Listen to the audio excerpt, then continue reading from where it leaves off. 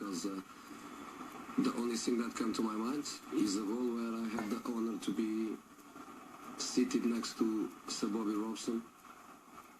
뭘 해야 되는지, 하나님 앞에 뭘 섬길 수가 있는지, 그러면서 이렇게 표현하시는 걸 듣게 됐습니다. 우리 교회에서 그렇게 섬기고 다 했을 때 정말 힘에 부치기도 했지만 그 하나님이 주신 사명을 감당하는 그때가 얼마나 큰 축복이었는지를 왜 그때는 몰랐을까라고 생각이 든다고 이야기하시더라고요. 들을기는 저는 들을 수 있기를 축복합니다. 여러분, 우리가 섬길 수 있고 나눌 수 있고 우리가 부르신 자리에서 하나님을 예배하고 사명 감당할 수 있는 것은 너무너무 놀라운 축복입니다. 그럼 짐 엘리엇이라는 선교사님이 있습니다. 그 남미의 에콰도르라는 지역에서 선교하셨고, 그리고 거기에 가장 악명 높은 족속 중에 아오카 부족의 복음 전하다가 순교하신 분이십니다. 젊은 시절을 하나님 앞에 드렸습니다. 젊은 시절 28살의 나이에 순교하셨기 때문에.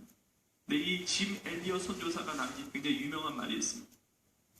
영원한 것을 위하여 영원하지 않은 것을 포기하는 자는 바보가 아닙니다. 영원한 것을 위하여 영원하지 않은 것을 포기하는 자는 바보가 아니다.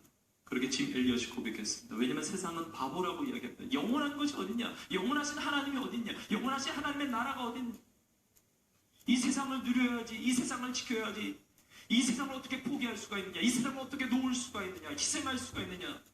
나 자신을 위해서 살아야지. 세상은 그렇게 사는 것이 옳은 것이라고 이야기하는데 짐 엘리엇은 그렇게 고백했다는 것입니다. 나는 영원하신 하나님을 위하여 영원하지 않은 이 세상을 놓을 수 있다고. 영원하신 하나님을 섬기기 위해서 영원하지 않은 이 세상 포기할 수 있다고.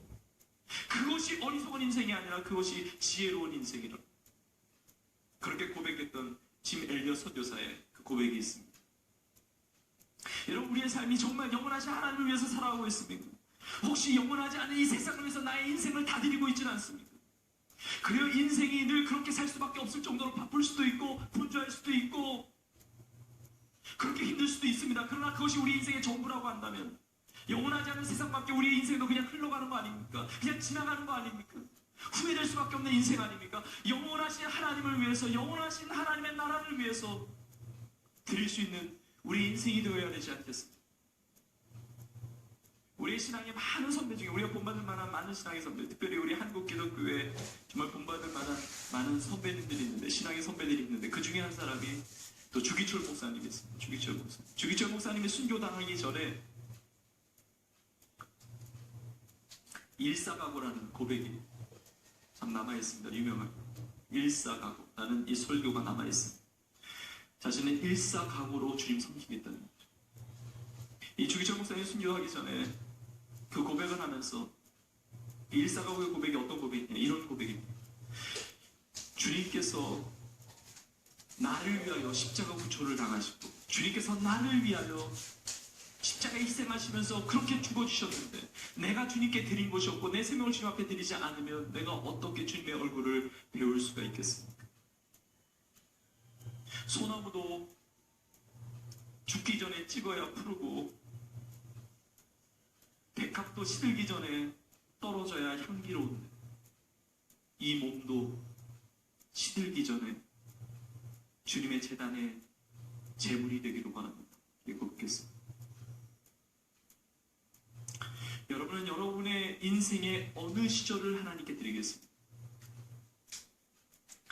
우리 청년들을 보면 너무너무 참 감동이 되고 감격이 됩니다. 왜냐하면 어떻게 보면 가장 귀하고 가장 아름다운 그 시절을 하나님께 드리고 있기 때문에 청년의 때에는 다시 돌아오지 않습니다. 그때를, 가장 그 소중한 때를 하나님 앞에 드리고 있다면 하나님이 너무 기뻐하시는 인생, 하나님이 책임지시고 하나님이 역사하시는 인생이 되지 않겠습니까? 청년의 시기만이 아닙니다. 여러분은 여러분의 어느 시기를 드리겠습니까? 여러분의 어느 때를, 여러분의 삶을, 여러분의 몸을, 여러분의 인생을 거룩한 산제물로 하나님께 드리겠습니다. 우리 교회에 파송 받으신 한 선교사님의 고백이 또 생각이 납니다. 예전에 우리 청년들에게는 나눴던 기억이 있는데 지금도 참 어려운 선교지에서 귀하게 선교 사역을 감당하고 계십니다.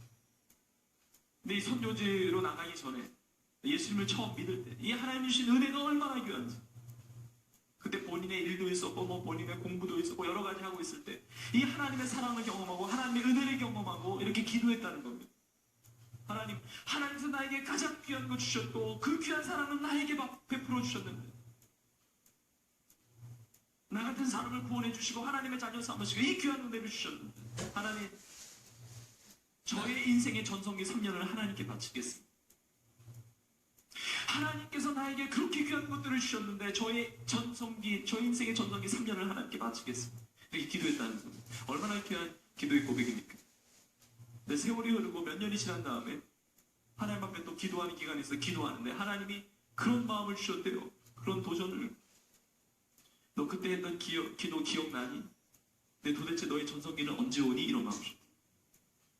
그러니까 나의 전성기를 하나님께 드리겠다고 했는데 드리질 못한 거예요.